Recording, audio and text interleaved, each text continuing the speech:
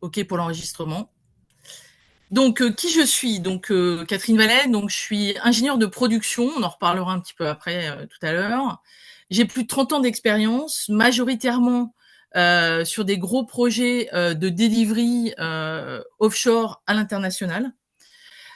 Aujourd'hui, j'ai une position de directeur de programme et je suis aussi vice-président côté Capgemini pour l'Office de Paris. Il y a quelque chose qui me tient à cœur, c'est aussi pour ça que je suis là aujourd'hui. Je trouve que quand on a de l'expérience et un parcours qu'on a réalisé depuis un certain nombre d'années, avec un certain nombre de valeurs, un certain nombre je dirais, d'engagements, c'est important de transmettre. Et c'est pour ça que au-delà de mon rôle je fais du projet informatique toute la journée et toute l'année, je suis aussi mentor pour mes collègues. C'est-à-dire que je les accompagne. Je suis aussi carrière manager, c'est-à-dire que je suis un certain nombre de ressources sur plusieurs années, voire sur leur carrière. Je suis aussi sponsor pour certaines certifications internes chez Capgemini. On appelle ça des chefs de projet, nous on appelle ça engagement manager. Et le mot important, c'est engagement, parce que c'est un véritable engagement. Et puis je suis aussi auditeur interne pour le groupe, pour pouvoir aider des projets, pour avoir, je dirais, un point de lucidité, un point de réflexion. J'ai des valeurs qui me sont chères, qui sont les valeurs du groupe. C'est pas pour rien que j'ai choisi de travailler pour Capgemini. Je reconnais l'audace, c'est quelque chose que j'apprécie et que je dirais que j'utilise. L'esprit d'équipe pour moi c'est essentiel parce que tout seul on va pas très loin. Et la liberté pour moi est un mot important. Ce qui me caractérise en quelques mots, on détaillera un petit peu après. Vous le voyez sur la gauche ici. Je vous ai mis quelques-uns de mes clients euh, parce que j'ai majoritairement fait mon parcours, vous le verrez, dans des ESN, SS2I, ESN, donc au service d'un certain nombre de clients, d'un certain nombre de projets. Et ce qui me caractérise, c'est que alors j'ai jamais compté exactement, j'ai plus d'une quarantaine de clients en mon actif. Alors je suis pas représentant de commerce, hein, mais pour moi c'est une force parce que ça m'a obligé à m'adapter à des contextes complètement différents. Vous le verrez dans la page d'après. Euh, ça confronte entre guillemets un métier qu'on a appris, qu'on sait faire au fil de l'eau, à des situations totalement différentes, à des contextes totalement différents. La vie en amène un certain nombre, mais les clients aussi. C'est pas du tout la même chose de bosser dans le nucléaire ou pour par exemple Frigoscandia, qui est une boîte qui fait du froid dirigé à -25, ou de travailler pour EDF, GDF, ou de travailler pour Stellantis, qui est un grand groupe automobile. C'est pas du tout les mêmes contextes, c'est pas les mêmes enjeux, c'est pas la même représentativité mondiale, et ça nous met dans un contexte, ça met les équipes dans un contexte, et ça nous oblige à résoudre des sujets qui sont très différents les uns des autres. Et c'est vraiment une de mes caractéristiques, c'est-à-dire que mon objectif, contrairement à certains collègues, et c'est tout aussi respectable et tout aussi intéressant, mon objectif est pas de rester 10 ans chez un client pour faire, j'irais tout du sol au plafond ou d'un service à un autre. Je sais faire ça très très mal en fait. Je pense que je sais même pas le faire.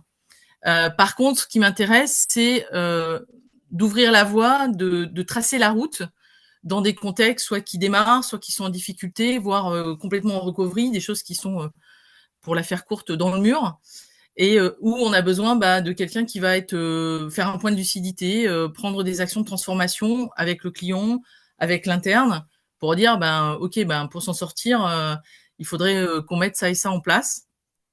Et c'est un peu ma trajectoire au fil de l'eau. Et c'est aussi pour ça qu'aujourd'hui je suis reconnue pour cette forme d'expertise et qu'entre guillemets on m'utilise ou on me positionne sur des missions de ce type-là. Alors, j'ai illustré avec un petit motto en bas à droite, Yes we can. Ben oui, parce que effectivement, à plusieurs, en général, on arrive à résoudre les situations, on arrive à trouver des solutions. Et puis, il y a des fois, les solutions sont pas plaisantes ou difficiles financièrement, et ça fait partie de notre job. Donc, si je redécris mon parcours, c'est quelque chose de progressif. Hein, 30 ans, ça doit vous paraître horriblement long. Moi-même, j'ai pas l'impression que ça fait 30 ans que je bosse. J'ai commencé en fait comme ingénieur chez Framatome à l'époque, maintenant ça s'appelle Areva, donc dans le nucléaire. et je vous décrirai ce que j'ai fait comme premier projet parce que c'était juste époustouflant, sachant que je ne suis Catherine, pas au départ un ingénieur IT. Catherine, puis-je vous interrompre un Oui, instant? bien sûr, allez-y. Juste parce que, comme vous partagez votre écran, bien évidemment, tout en bas, vous avez une pop-up qui vous indique que vous partagez votre écran Masqué. et vous pouvez la masquer. Là, ça y est, Voilà, et c'est c'était fait. une demande d'Enzo, Pardon, je bien l'avais vu, pas comme vu. ça. Excusez-moi, je l'avais pas Voilà. vu. C'est moi, pardon, de vous avoir Non, pas de interrompu. problème. On vous Merci, laisse Eric. reprendre. Donc je disais, je vous détaillerai un petit peu dans la page d'après ce que j'ai eu la chance de faire chez Framatome, parce qu'aujourd'hui on parle beaucoup d'intelligence artificielle, etc., etc. Et ben j'ai eu la chance de faire de la réalité virtuelle et c'était sans doute un des projets dont je me souviens encore et dont je me souviendrai toute ma vie. Ensuite alors c'est pas moi qui ai décidé, en l'occurrence c'est Framatome à l'époque a décidé de transmettre son informatique interne et externe d'ailleurs. Moi j'étais dans une filiale qui faisait de l'intelligence artificielle. Ça existait déjà. Et oui, je parle bien de 92-93. C'est neuf, mais je dirais, réutilisé aujourd'hui avec beaucoup plus de puissance de feu, bien évidemment. Pour une société américaine, donc complètement différent comme ambiance, qui s'appelait Electronic Data System, qui n'existe plus, qui a été racheté par HP et qui était muni d'une entité de conseil à l'époque qui s'appelait Atekernet, qui, je pense, n'existe plus non plus. J'ai pas de certitude. Et après, j'ai fait le choix, effectivement, pour un certain nombre de raisons, d'aller vers Accenture, donc qui est un grand cabinet de conseil américain. Et j'ai gardé mon credo, c'est-à-dire, certes, je peux faire du consulting, mais c'est pas mon métier premier. Moi, c'est vraiment réaliser, délivrer, être avec des équipes pour trouver des solutions, les mettre en œuvre et faire qu'elles vivent. Et donc, j'ai choisi de bouger chez Accenture Technologies, où je suis restée quand même 13 ans. Et un peu plus récemment, alors ça fait pas très longtemps, j'ai décidé de changer en 2019, juste avant le Covid, pour aller chez Capgemini, donc qui est une grande ESN française que vous connaissez sûrement. Je fais une pause sur cette première page. Est-ce que vous avez des questions? Est-ce que vous avez des remarques? J'ai enlevé mon petit bandeau en bas qui vous empêchait de voir le bas de page. Est-ce que vous avez des remarques ou des questions, des interrogations? Ou je continue? Dites-moi. Il y a des choses dans le chat, Eric, je vois pas, donc. Non, Il n'y c'est a pas bon. encore de questions dans le Ok. chat. Alors, Euh, je pense que là, ils ont tous des micros coupés par défaut. d'accord, Donc, d'accord. effectivement, j'invite chacun à poser des questions dans le chat, surtout lorsque vous avez un petit moment comme proposé par Catherine pour le faire. Et puis, on essaiera de vous les relayer, Et Catherine. puis sinon, vous faites au fil de l'eau et je m'arrête. Alors, je continue. Donc voilà, en quelques mots, voilà qui je suis et voilà un petit peu mon parcours. Euh, Si je regarde plus en détail, parce que je pense que ce qui vous intéresse, c'est de voir un peu la progression et comment on construit une carrière. Alors, je vais pas vous mentir, hein, on construit pas tout. Il y a des choses, on est aux commandes, et puis il y a des choses, ben ça suit son cours. Où on a aussi, faut aussi le reconnaître, des fois un coup de chance. Et puis des fois, c'est pour ça que j'ai mis une petite ligne en bas, que vous voyez, qui est un peu une ligne de vie, parce que ce n'est qu'une profession, ce n'est qu'un métier, et la vie suit son cours. Alors, si je parle de mon background de façon très terre à terre, je suis ingénieur USPIM. Alors, l'USPIM a été renommé Polytech Marseille. Donc moi, j'ai fait une prépa classique, hein, PP prime. Donc à l'époque, c'était plutôt de la chimie. J'ai pas eu les concours que je souhaitais avoir. Je me suis dit bon, ben c'est pas grave, je vais quand même continuer dans ce que je veux faire. Et donc j'ai intégré Polytech Marseille, qui avait une configuration à l'époque intéressante parce qu'on travaillait déjà en squad. À l'époque, c'était pas la mode, hein. Je parle de 89, 90, donc c'est loin, mais n'empêche que cette école avait un mode de fonctionnement assez révolutionnaire pour l'époque. Donc je suis ingénieur de production, hein, j'ai une spécialisation en génie industriel. Donc c'est très pragmatique, hein. Moi j'aime bien l'industrie, j'aime bien les trucs que je vois, que je comprends. Tout ce qui est un peu plus abstrait au sens des choses je dirais vraiment d'industrie de service.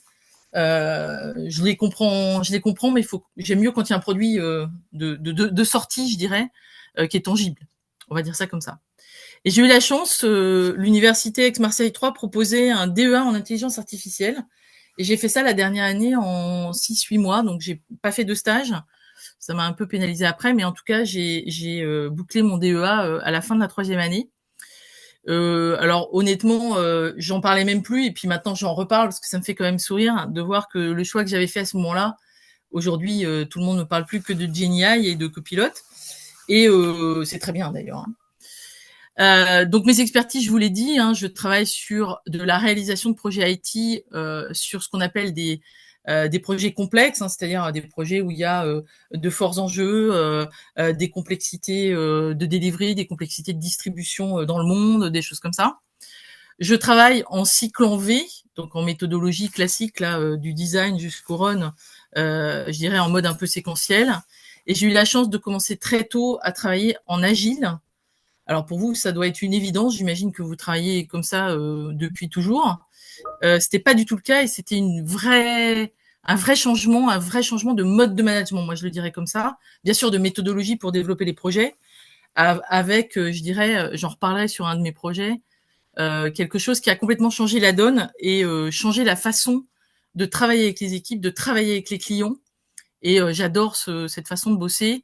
Et même si on n'est pas tout le temps en agile chez les clients, parce que c'est pas tout le temps le cas, même aujourd'hui, il y a des choses que j'utilise quand même systématiquement. Et puis j'ai aussi une expertise en qualification et testing, parce que j'ai été testing lead France pour Accenture pendant plus de 8 ans. Je parle bien de la qualification de projet, c'est-à-dire le fait de tamponner que tout va bien avant que ça parte en production. Une petite remarque sur le langage. Parce que on n'est pas que des purs techos, hein, comme vous. J'ai fait des études, je dirais, d'ingénieur classique avec toute une part technique, etc. Le fait de posséder une langue, alors malheureusement, moi je n'en parle qu'une. J'adorerais parler espagnol ou chinois, mais j'ai pas le temps et puis j'ai peut-être pas les compétences pour le faire. Donc je parle anglais assez couramment, avec potentiellement un accent pas terrible, mais en tout cas, ça me permet de travailler en anglais avec des collègues du bout du monde, des clients qui ne sont bien évidemment pas francophones, qui ne sont éventuellement pas anglophones non plus, et c'est essentiel. Donc cette composante, j'insiste parce que souvent, quand je reçois des candidats ou quand je reçois des enfants d'amis, etc., j'insiste parce que c'est vraiment pas un joke. Alors aujourd'hui, c'est beaucoup plus facile qu'il y a quelques années, mais gardez ça en tête, ça vous aidera autant que de savoir coder ou d'utiliser un algorithme X ou Y. Une petite chose, j'en profite parce que ça va avec, je l'ai mis sur la gauche. Ça pourrait paraître anecdotique. Moi, j'ai la chance d'avoir travaillé pour des compagnies depuis le début et jusqu'à maintenant qui m'ont formé en formation continue, et ça, c'est essentiel. Celle qui m'a le plus marqué, dont je me souviens encore, c'était la formation Agile Scrum. À l'époque, il n'y avait pas autre chose qui existait. Il n'y avait pas les distinctions Product Owner, etc. Donc, c'était en 2011. Ça vous paraît sans doute très, très loin. Et c'est à l'époque, il n'y avait pas grand-chose. Et on n'était pas très nombreux dans ces formations. Maintenant, il y a des listes d'attente. J'ai aussi, dans la même logique, fait une formation, une certification SAFE, parce que pour appliquer ce genre de méthodologie, ça s'invente pas. Ça se comprend et après ça s'applique avec pragmatisme. Néanmoins, il faut avoir les bases. Et vous pourriez dire, oh maintenant qu'elle a plus de 25 ans d'années d'expérience, elle n'a pas besoin de se former. Bah si, parce que ça c'est toute la vie. J'ai passé une certification qui est une certification interne chez Cap, qui est en fait ça s'appelle Engagement Manager Level 3. Et c'est important pour adresser justement un niveau de complexité de projet il y a un certain nombre de critères. Et c'est important parce que ça demande du temps et c'est super intéressant, y compris avec l'expérience que j'ai, d'apprendre encore un regard, je dirais, différent sur les visions des projets. Et puis, pareil, on a aussi des formations obligatoires. Donc, moi, j'ai passé un level 2 sur l'automotive industrie parce que c'est là-dedans que j'ai bossé sur les dernières années. Si je zoome je vais vous donner quelques exemples de projets qui m'ont marqué ou qui ont des caractéristiques qui me semblent importantes pour vous montrer la diversité de métiers qu'on peut faire en étant directeur de programme. Alors moi, mon choix a été, alors pas en début de carrière, mais mon choix a été de continuer dans le métier du service parce que c'est vraiment ce que j'aime faire. Je vous dirai pourquoi c'est un métier passion dans le slide après, mais c'est vraiment ce qui me motive et qui me fait lever le matin. Alors, Framato Mareva, donc c'est mon premier job. Alors, c'est toujours un peu compliqué, un premier job. Et moi, j'ai eu une chance complètement dingue. Donc, je suis pas ingénieur IT, hein, je le répète, je suis ingénieur de production et les temps sont durs. Il n'y a pas que maintenant que c'est difficile de trouver un job des fois. On me propose un job IT et je me suis dit pourquoi pas, parce qu'ingénieur de production, je m'étais vu fermer quelques portes aussi parce que j'étais non expérimentée parce que j'avais fait peu de stages et donc on me disait oui mais on voudrait quelqu'un qui a d'expérience. Oui mais il faut bien commencer dans la vie professionnelle.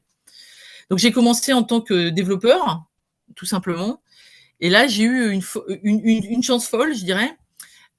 C'était l'époque où, à cette époque-là, en tout cas, les plans des centrales nucléaires chez Framatome, c'était du 2D, hein, c'est-à-dire c'était du papier qui tenait sur plusieurs tables. Et j'ai eu la chance, grâce à un logiciel américain, alors vous connaissez sûrement, c'est les studios Lucas, hein, donc c'est du film et c'est du cinéma, parce qu'à l'époque, il n'y avait pas autre chose, pour extruder ces plans en 2D, en 3D. Et donc, j'ai eu la chance de présenter au MICAD, qui est un salon de la CAO, la première centrale nucléaire, vision 3D. Donc, on se baladait dedans, comme aujourd'hui, on irait se balader dans des jeux vidéo que vous connaissez bien. Et j'avais à l'époque un énorme casque qu'il fallait que je tienne parce que c'était compliqué. Aujourd'hui, ça tiendrait sur n'importe lequel de vos téléphones et on trouverait ça sans doute assez fade. Et là, c'était assez génial parce que, alors c'est sûr, c'est que des voiles, des dalles, des escaliers, etc. Mais ça permettait de voir un certain nombre de choses. Je vous donne un exemple d'application pratique. Il y a dans les environnements comme ça confinés et dangereux, des endroits où il faut faire des interventions de changement, par exemple de vannes. Et pour y aller, il faut se rendre compte de dans quel état est l'environnement. Genre une vanne, ça pèse plusieurs centaines de kilos, vous la portez pas à la main, et plus vous mettez de gens dans des environnements irradiés, plus c'est compliqué, parce qu'il faut pas qu'ils y restent longtemps. Et en fait, on s'apercevait en faisant ce genre de travaux, par exemple, que tout simplement, il y avait des escaliers. Donc, si vous mettez la vanne sur un truc roulant, ça descend pas bien les escaliers et c'est totalement imprudent de le faire. Voilà, donc c'était au-delà du plaisir d'avoir fait une première, y avait des applications pratiques énormes. J'ai d'ailleurs continué dans mon job après puisque c'était un transfert de personnel et j'ai eu la chance de le développer. Et pour la petite histoire, je sais même pas si on utilise encore ce genre de langage. Alors dans l'industrie, oui.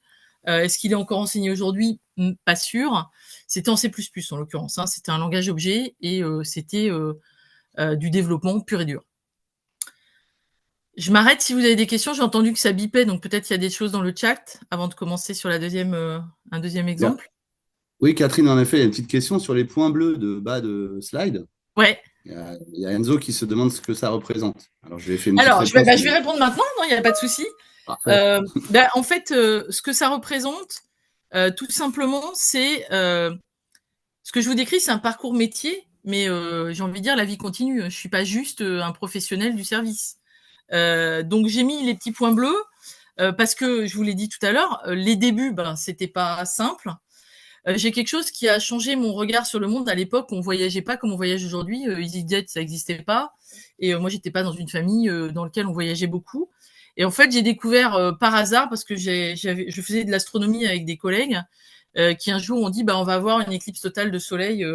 En l'occurrence, c'était en Namibie. Et ils avaient une place. Ils m'ont dit, est-ce que tu as envie de venir? Et la Namibie, je situais bien que c'était en Afrique australe, exactement où, je savais pas bien. Mais je me suis dit, bon, allez, pourquoi pas? C'est un peu ce que je vous disais, audace et liberté, c'est quand même des choses qui pour moi sont importantes. Et ça a changé, je dirais sans doute mon regard un peu sur le monde. J'ai eu la chance de découvrir un pays que je connaissais pas. Maintenant, la Namibie, vous voyez toutes les images sur Internet, c'est un peu, c'est quelque chose que tout le monde connaît, ou en tout cas les fameuses dunes là complètement orange. À l'époque, Internet, on oublie quoi. Ça, tout le monde n'avait pas un ordinateur personnel, etc. Et j'ai trouvé que c'était absolument fabuleux. C'est un univers que je connaissais pas, qui est semi-désertique. Et j'ai été passionnée depuis le premier jour, comme si c'était quelque chose qui m'avait manqué ou qui m'aurait manqué. Et je suis toujours complètement dingue d'Afrique. Je me balade régulièrement quand je prends des vacances pour être sûre de bien déconnecter, sans PC, sans téléphone aussi, ça me fait du bien. Beaucoup en Afrique australe. J'espère que mon prochain pays en visite sera la Zambie. On verra. Le Népal, alors ça peut vous amuser. Le Népal, pour moi, c'est synonyme de renforcer ma confiance en soi. Le Népal, c'est un pays, c'est une haute montagne, hein, comme vous savez, c'est le plus haut sommet du monde. Alors, j'ai pas la condition physique pour faire un 8000 et puis j'ai pris aussi le temps à ce moment-là de m'affûter physiquement parce que ça c'est pas un given. Et j'ai fait 3 sommets de 5000, ce qui m'a valu je dirais la réflexion de me dire, bien sûr, il faut avoir la condition physique, mais c'est pas exceptionnel non plus. Je ne suis pas une montagnarde, je ne suis pas une alpiniste, et donc le physique, bien sûr, mais le mental, le moral et le groupe a fait que cet effort était possible. On était une douzaine, et il y en avait aucun qui avait fait des sommets de 5000. Je crois qu'il y avait une personne dans le groupe, et on les a tous faits. Et pour moi, c'est une expérience juste humaine incomparable. Et j'ai eu la chance de pouvoir le faire entre mes 2 jobs parce que j'avais 2 mois à cramer de vacances parce que j'avais fait plein d'astreintes, etc., et que j'avais envie de changer d'air. Skype, ben, pour vous, c'est un vieil ancêtre, c'est Teams, c'est Zoom, c'est ce que vous voulez. Skype, ça a juste changé notre vie parce que avant, c'était un gentil téléphone qui n'était pas portable, qui était sur votre bureau fixe, comme le PC d'ailleurs qui était lui-même fixe, et que Skype, ben, c'était juste magique et que ça a changé le monde de l'échange, le type de communication, etc. Palo Alto, alors ça c'est un clin d'œil au rêve américain. J'ai eu la chance de bosser dans les laboratoires de Tom Siebel. Je ne sais pas si certains d'entre vous connaissent. Siebel était un gros intégré et j'ai travaillé. C'était le fournisseur d'un de mes clients. Et donc là, bah, c'est vraiment le rêve américain, c'est-à-dire, alors c'était pas une start-up, hein, c'était déjà beaucoup plus gros, mais dans des conditions de travail, Palo Alto, tout ce que vous avez entendu, etc. Et j'ai touché ça du doigt parce que c'était une façon de travailler complètement différente, complètement innovante. Il y avait, je dirais, un nombre de neurones au mètre carré et d'idées qui popaient dans la journée qui étaient juste dingues. J'ai trouvé ça fabuleux. Ça m'a quand même pas décidé à rester parce que bon, moi, j'intervenais sur un projet très particulier dans l'énergie à cette époque-là.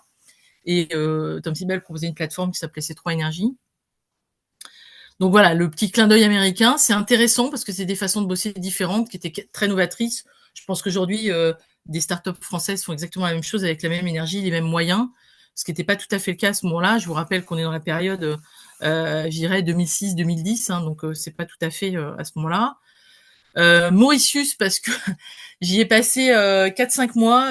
Alors ça s'appelle plus comme ça, mais en expat parce que simplement j'avais un projet en flamme à l'époque, donc pour Accenture, pour un client, et on m'a dit bah là il faudrait se déplacer. Et c'est un très gros centre offshore francophone puisqu'à l'île Maurice on parle français.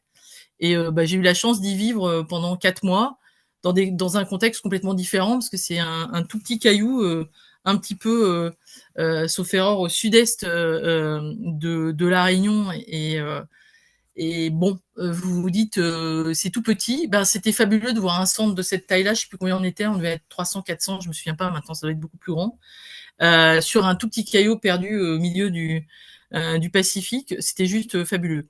Et le Covid, bah parce que ça a quand même changé notre façon. D'abord, on s'est sans doute senti très vulnérables, hein, tous.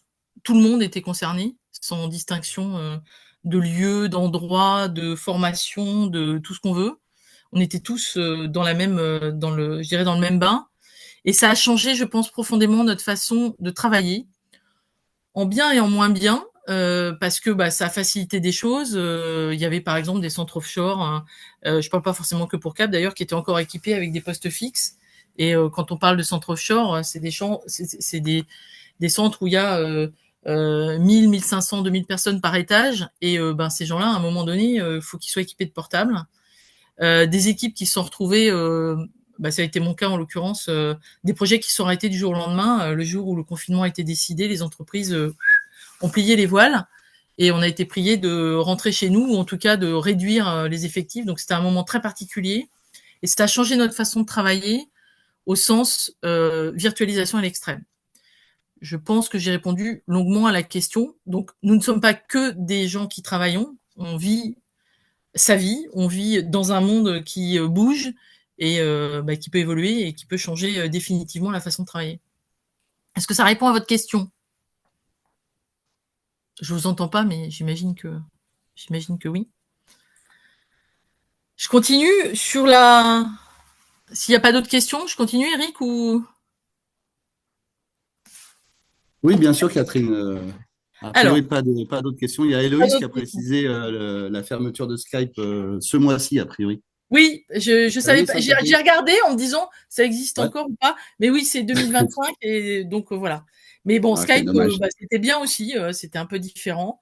Ouais, les produits, malheureusement, des fois, même si on les aime beaucoup, ça tend à disparaître.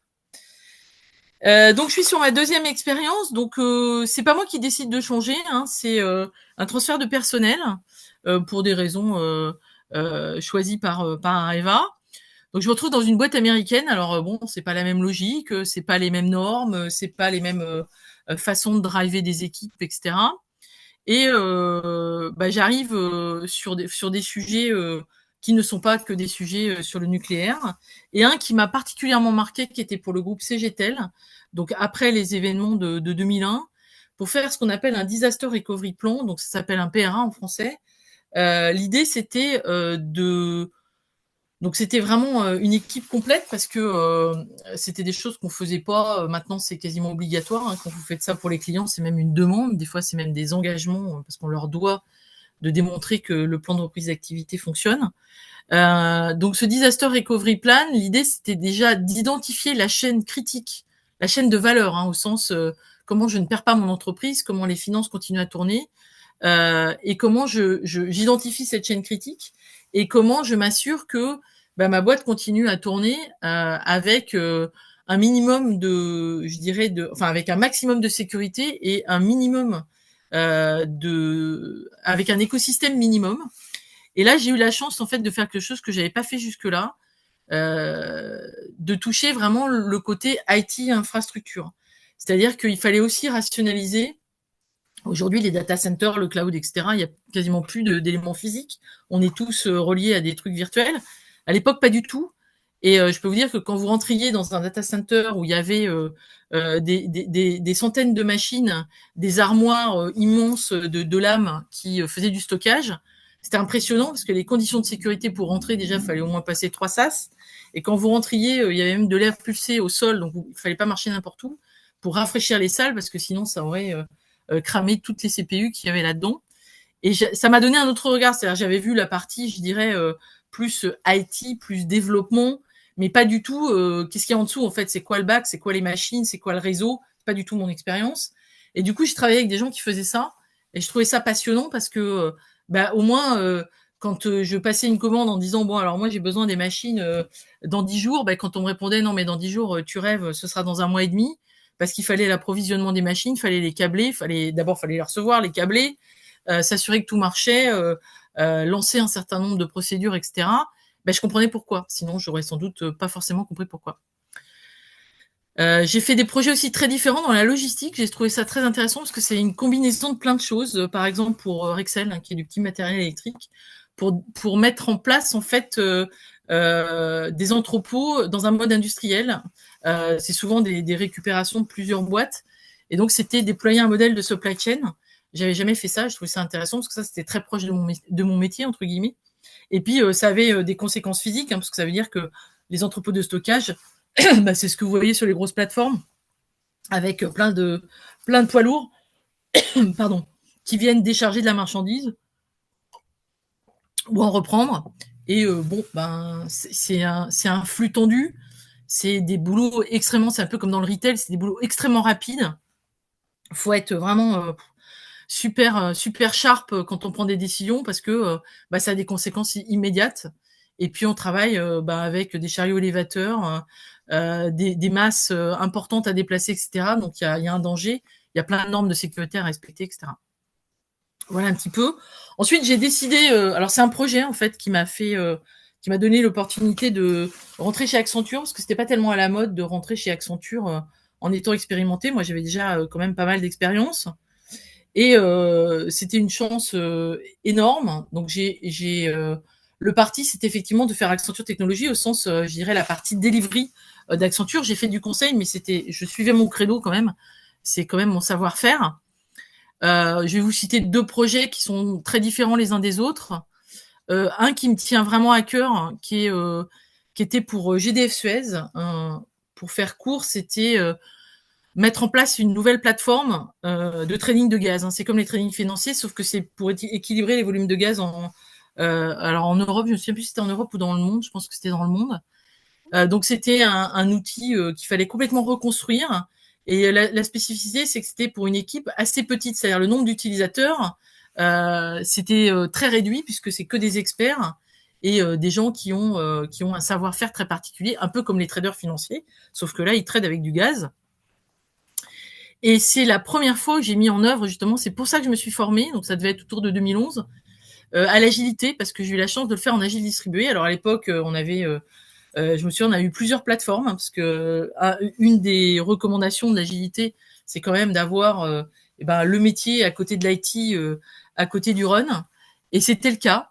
Donc on avait des experts métiers sur ce métier de trading du gaz, qui faisaient ça depuis des années et qui faisaient des user stories, hein, parce qu'on va parler un peu agile, qui faisaient des user stories et sur lequel on faisait des revues avec les développeurs, etc. Et on avait des démos quasiment tous les 2 jours pour leur dire, regarde, j'ai mis ça comme ça. C'est un outil qui avait rien à voir avec ce qu'ils faisaient aujourd'hui. On refaisait complètement de mémoire leur outil initial était en Excel et on refaisait un truc avec un front, avec des écrans, avec des IHM complètement différentes, avec des dashboards sur lesquels ça se mettait à jour automatiquement. Et c'était absolument génial parce que objectivement, je crois que j'ai changé complètement mon mode de management. J'ai jamais été un manager contrôleur parce que c'est pas mon truc, que je fais confiance aux gens. Après, ça veut pas dire que je carotte pas pour savoir comment ça se passe, mais et j'ai eu la chance de faire ça dans ce contexte-là, qui était complètement inhabituel. Hein. On n'était pas très nombreux à faire ça dans ce contexte. Maintenant, quasiment tout le monde fait ça, ou en tout cas, on prend quelques bribes pour faire des délits, pour animer un certain nombre de choses, ou pour avoir un backlog à traiter priorisé. Et j'avais trouvé ça absolument magique. Et j'avais aussi appris à déléguer, c'est-à-dire que les Scrum Masters et les PO avaient largement autant de, je vais dire comme ça, de pouvoir, en tout cas de capacité de décision que la mienne. Et c'est important parce que ça oblige à voir les choses autrement, ça oblige à déléguer et à faire confiance à ses équipes. Et puis, il y a aussi l'agile, on a le droit à l'erreur. Et donc, ça veut dire qu'il a fallu sur des grandes maisons comme peut l'être JDF Suez, leur dire que des fois, ce qu'on avait livré, finalement, c'était pas exactement ce qui avait été prévu, parce qu'on avait rencontré des problèmes, soit d'architecture, soit de socle, soit de solutions, où on avait du mal à faire ce qu'ils nous avaient demandé, et on était en contact direct, et ça, c'était absolument top. Donc pour moi, un souvenir très impressionnant et une façon de travailler qui a définitivement changé mon mode de management avec les équipes. Et je vais vous donner un autre exemple qui est plutôt juste avant que je décide de quitter Accenture. J'ai envie de dire presque pas sur un malentendu, mais vraiment sur quelque chose d'assez ténu. J'étais en fait partie pour faire du coaching agile d'une équipe parce que ils avaient un petit peu de mal, et en l'occurrence le client c'était Amadeus, qui fait toute la partie agence de voyage, vol, gestion de l'aérien, qui est basé à Sofia. Donc on me demande de me déplacer à Sofia pour aller aider une équipe. Je devais y aller de l'ordre du mois. J'y suis finalement restée 3 ans et demi pour mettre en place toute la logique de GDPR, hein, donc les données privées. Et c'était juste fou parce que c'était pour toute entreprise, donc on l'avait fait sur 2-3 de leurs entités, et après ils ont utilisé le modèle, donc c'était quelque chose qui venait de sortir, hein, donc et pas beaucoup de références. Grâce à Accenture, j'ai pu toucher les 2, 3, 4 experts en Europe pour venir nous aider, parce que moi c'était pas du tout, c'est quand même beaucoup de la data, beaucoup du process, c'est quand même pas forcément ce que je sais faire de mieux. Et ce qui était original dans cette équipe, c'est que là j'avais pas énormément de monde, on devait être 14-15 à peu près, on avait beaucoup de clients dans le monde entier. Et ce qui était très drôle, c'est dans l'équipe de 15, je devais avoir 12 nationalités différentes, parce que l'idée, c'était d'aller se déplacer dans les pays de notre client pour, une fois qu'on avait défini les process et fait les templates, leur faire remplir de façon à ce que l'entreprise soit compliante. Donc comme quoi, des fois, c'est des toutes petites équipes, mais très diversifiées. J'avais des gens un peu sur les 5 continents. C'était assez impressionnant. Voilà, donc un parcours qui m'a permis aussi de faire beaucoup d'international, et qui a affirmé mon choix sur le fait de vouloir faire ça. Et beaucoup d'offshore, donc de travailler avec des équipes déportées, souvent, Alors pour des raisons évidentes de proximité sur certains sujets et aussi de coût des projets informatiques, parce que on vit dans un monde où effectivement la rationalisation des coûts est complètement dingue. Je fais une petite pause. Catherine, Ouais, ouais, oui. Justement, parce qu'on avait une question qui est intéressante, mais je ne sais pas si c'est le bon moment pour y répondre, mais pas c'est grave. Mexan, bah, vous allez voir. Mexan qui demande pour réussir dans la tech aujourd'hui, vaut-il mieux adopter une mentalité à la française ou à l'américaine? Ouais, c'est une question intéressante. Déjà, j'aurais du mal, si vous me le demandez, je peux y réfléchir, mais une mentalité à la française ou à l'américaine, pour avoir travaillé avec euh, les deux ont des avantages et des inconvénients.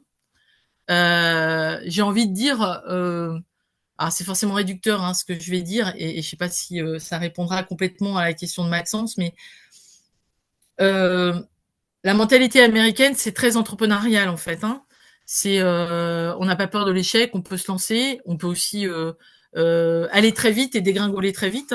Moi, j'ai des collègues qui ont fait ça, que je connais, que je connaissais depuis Framatome en l'occurrence, qui ont monté des startups, qui ont gagné un jour des millions et qui le lendemain avaient tout perdu parce qu'ils avaient été rachetés, ils avaient fait une mauvaise affaire ou le truc n'avait pas marché. Donc oui, il y a la mentalité, j'ai envie de dire, toutes les mentalités sont intéressantes. La mentalité américaine, et c'est quelque chose de rapide, c'est quelque chose où il y a peut-être sans doute moins de jugement sur le fait qu'on réussisse ou qu'on rate quelque chose et que finalement ça permette d'avancer. La mentalité française, j'espère que vous le voyez pas comme quelque chose de plus lent ou de plus procédurier. C'est vrai dans certains domaines industriels. Néanmoins, la France reste sur la qualité, par exemple, de ses deliveries. On a quand même un savoir-faire. On a des industries aussi porteuses dans le monde qui rayonnent partout. Je pense à Michelin parce que j'ai travaillé pour eux très longtemps. Je pense à l'aérospatiale. Je peux en citer d'autres. Je pense que je confronterai pas en fait les deux et je répondrai un peu avec un clin d'œil à votre question. Euh, c'est vrai que c'est pas pareil de bosser dans ce contexte français où je vais pas dire que Capgemini est français, c'est une boîte d'origine française, mais on est à l'international. Mais c'est une mentalité différente. Les Américains sont souvent des gens très rapides et faut aussi moi par exemple quand je bossais pour Accenture Technologies en France, j'étais pas déportée aux États-Unis. Tous les ordres viennent des États-Unis avec une vision américaine, ce qui pas forcément correspond pas toujours au tissu industriel français par exemple, au service public français par exemple. Et j'ai envie de vous dire, aujourd'hui, si vous regardez le nombre d'individus sur la planète, euh, et pourquoi pas une mentalité indienne, et pourquoi pas une mentalité chinoise. J'ai eu la chance de travailler, ça fait plus de 25 ans que je travaille avec l'Inde, et l'Inde est un pays fascinant, compliqué à comprendre, avec une culture très, très différente, on va dire, et une façon de travailler. Et moi, je les ai vus évoluer sur 25 ans, c'est juste fabuleux. J'ai pas beaucoup travaillé avec la Chine. J'ai travaillé avec des collègues chinois, mais qui étaient en France. J'ai envie de dire, de toute façon, le pluriculturel, le multi-pays, etc. Aujourd'hui, le monde vous donne ça à disposition immédiatement, ce qui n'était pas forcément le cas il y a 20 ans. Donc moi, je dirais, il n'y a pas que ces deux façons de penser. C'est pas français, américain. Moi, je dirais la diversité aujourd'hui, la chance de pouvoir accéder à peu près tout ce que vous voulez en un claquement de doigts. Voire en sifflant copilote pour lui dire, dis donc, tu pourrais me traduire ça, c'est juste magique. Donc c'est une bonne question, mais vous limitez pas France, États-Unis. J'ai envie de dire, essayez les deux, regardez ce qui vous convient le mieux. Il y a aussi ça. On est un être humain, donc il y a des trucs aux États-Unis, ça me fait pas rêver. Il y a des trucs qui me font rêver. Il y a des trucs en Inde, ça me fait complètement briller les yeux. Et puis il y a des choses, c'est beaucoup plus compliqué. Et puis pareil, en France, il y a aussi des très bons côtés. Et moi, j'aurais pu plusieurs fois m'expatrier. Je l'ai pas forcément fait, je l'ai fait de façon occasionnelle, mais je l'ai pas fait de façon longue. Est-ce que ça répond à votre question? Ou est-ce qu'il y avait derrière quelque chose de plus précis? pense que la réponse est très complète. Catherine, merci beaucoup pour cette réponse. Je pense aussi, ce qui est important, c'est la façon dont vous travaillez. C'est-à-dire que tout ce qui est agile, safe, etc., ça vient des États-Unis, mais c'est plus la méthode dans laquelle vous vous mettez, la méthode de travail, le fait de vouloir toujours avancer, de pas rester sclérosé sur un truc, de pas avoir peur des nouvelles technos, de pas avoir peur de se planter, parce que ça, c'est un peu un syndrome français, d'accord. Mais ça, c'est en train de s'ouvrir beaucoup plus, et je pense que ça, c'est important. Je passe sur la dernière partie rapidement. Donc j'ai après un peu plus de 13 ans d'Accenture, j'avais l'impression c'est une boîte que j'ai adorée, et je me suis dit bon, je venais d'avoir un peu plus de 50 ans, je me suis dit faut que je trouve quelque chose où je vais sentir un nouveau souffle, un nouvel élan. Donc j'avais pas envie de rentrer, j'ai toujours pas ça dans ma tête, mais la catégorie senior pour moi ça veut pas dire grand chose. Mais effectivement j'avais quand même pas mal d'expérience. Et là je me suis dit bon, qu'est-ce que tu as vraiment envie de faire? Tu as toujours envie de faire la même chose? Tu as envie de rentrer chez un client? Tu as envie de partir à l'étranger? Tu as envie de faire quoi? Et en fait j'ai eu 3 très belles propositions, dont une où je pense j'aurais fait 2 fois le tour du monde tous les ans. Et je sais pas. À un moment, je me suis dit, alors c'était en l'occurrence une boîte américaine. Je venais de faire 13 ans dans une boîte américaine, même plus parce que Electronic Data System c'était aussi américain. À un moment, je me suis dit bon, quand même, j'ai peut-être envie de pas forcément justement recoller à cet état d'esprit. J'ai peut-être envie de faire un peu autre chose. Et puis j'ai sans doute eu une bonne idée parce que vu que je suis rentrée chez Cap fin 2019, le Covid avec le boulot que j'aurais pu faire plusieurs fois le tour du monde, je pense que je me serais fait virer parce que il y avait plus d'avion et c'était plus le sujet. Euh, donc Capgemini, intéressant et un vrai choix parce que ça me rouvrait. J'ai vu d'autres entreprises, ça m'ouvrait un espace de delivery que j'avais l'impression aussi large, et j'ai toujours cette impression, maintenant j'en suis convaincue, aussi large pour faire ce que j'avais envie de faire, c'est-à-dire toujours du delivery avec des équipes à l'international, à l'offshore, pour des grandes industries. Et j'ai eu la chance de travailler donc sur PSA et Stellantis, pour faire au départ un proof of value. Donc c'est tout petit, c'est des toutes petites équipes, c'est pour faire une roadmap sur plusieurs années, euh, sur plusieurs pays. Ça, c'était super intéressant parce que c'était un peu de la recherche. Enfin, c'était pas vraiment de la recherche, mais j'avais quand même des gens avec moi qui étaient plus sur des sujets de psychomotricité, etc. Parce qu'on faisait des éléments de tour de véhicule. Et puis, boum badaboum, Covid. Donc nous, on avait vendu, j'étais en train de monter une équipe, d'installer tout ce qu'il fallait en offshore, etc. Et là, confinement, et les boîtes se rétractent en disant on ferme les portes, on garde uniquement les éléments essentiels. Et bien évidemment, mon projet n'était pas un élément essentiel. Donc là, c'était très compliqué à vivre, outre le fait de se retrouver enfermé chez soi ou enfermé quelque part à la campagne. Moi, j'ai eu la chance d'être à la campagne. Mais il faut aussi les équipes, il faut gérer les équipes, même si finalement ils sont plus en train de travailler avec vous. Moi, je faisais des cafés virtuels toutes les semaines, mais j'en ai fait pendant des mois et des mois, jusqu'à ce que les gens, qu'on retombe un peu sur nos pattes, quoi. Et à ce moment-là, on me dit, j'en ai jamais fait dans ma vie, et j'ai soigneusement, je vais le dire comme ça, évité, parce que je pensais que ça correspondait pas à ma vision industrielle du monde du travail. On me demande de travailler pour un service public français, en l'occurrence Pôle emploi, donc France Travail, pour un très gros replatforming. Et là, le paradigme change de nouveau. C'est une autre façon de voir les choses, un autre rythme, d'autres enjeux sur des technos que je connais pas du tout, qui sont des legacy que j'ai même pas étudié à l'école. Et puis avec des enjeux sociétaux super importants. Et j'ai découvert plein de choses que je soupçonnais pas, honnêtement. Et très honnêtement, j'ai pas choisi. On m'a demandé d'aider parce qu'il y avait un très gros projet qui démarrait. Et si on m'avait demandé de choisir, peut-être je l'aurais pas fait, et ça aurait été dommage parce que j'ai appris énormément de choses. Et aujourd'hui, je travaille pour un gros projet. Je suis en support sur un très gros projet pour de la mobilité dans le Sud-Est, donc c'est très différent. Je m'arrête là sur cette page. D'autres questions? d'autres interrogations, d'autres remarques?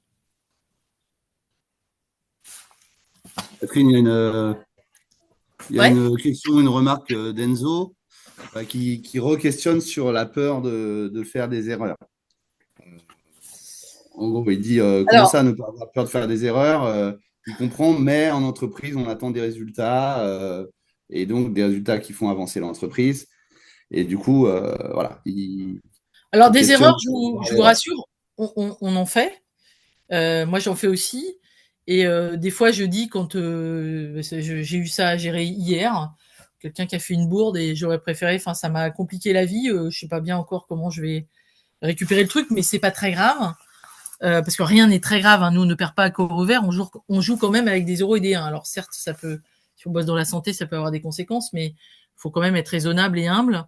Euh, on fait des erreurs. Moi, j'ai envie de dire, il y a que les gens qui font rien qui se trompent jamais. Hein. Alors bien entendu, faut pas se tromper 3 fois par jour parce que ça a des conséquences. Mais on peut se tromper. On peut même se tromper de chemin à un moment donné parce que, je sais pas, toutes les boîtes ont investi un moment sur une techno. On se disait, oh, c'est le truc d'enfer. Faut investir un max là-dessus. Puis 2 ans après, pchit, il y avait plus rien, quoi.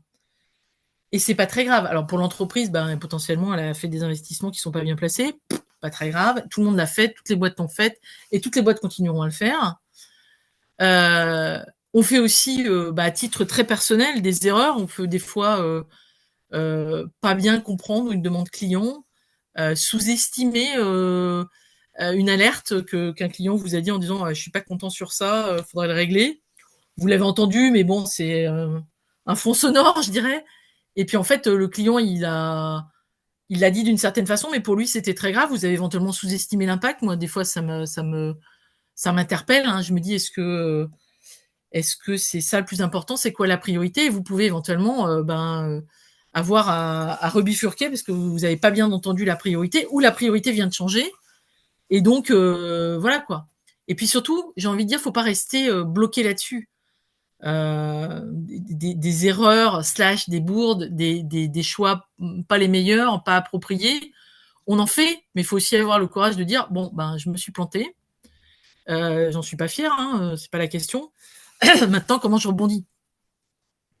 Une bourde, quand elle est faite, elle est faite. Après, il faut composer avec, il faut savoir rebondir. Et il faut aussi savoir expliquer pourquoi il faut plus se retrouver dans cette situation. Moi, il m'arrive d'avoir des collaborateurs qui font un truc qui est pas forcément d'ailleurs un problème de développement, hein, ça peut être un problème de comportement, c'est un problème, ils ont pris une décision et je suis pas du tout aligné, ou ça a des conséquences qu'ils n'avaient pas vues. Faut aussi expliquer. On a tous le droit de se tromper, on n'a juste pas le droit de se tromper 3 fois sur la même chose.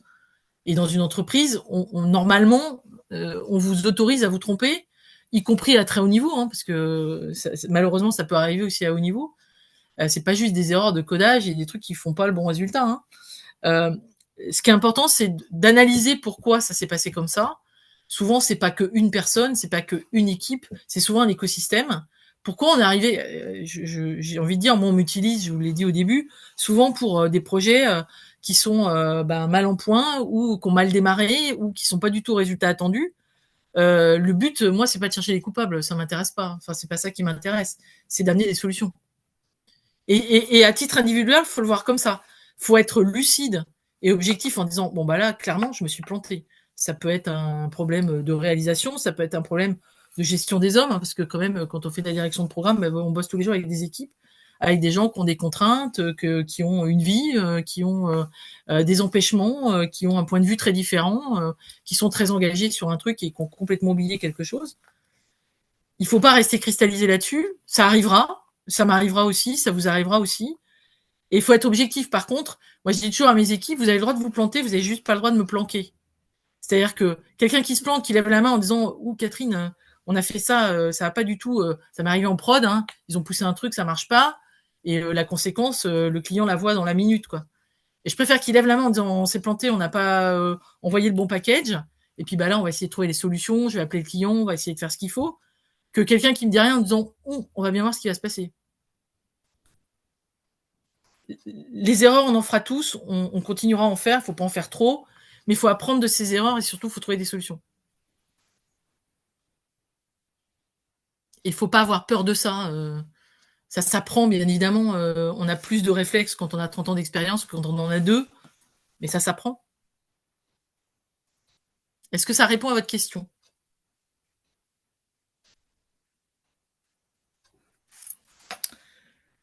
Je continue ou il y a autre chose, Eric? Je vois pas Non, l'écran. alors Enzo remercie pour la réponse. Effectivement, encore une réponse très complète, très intéressante.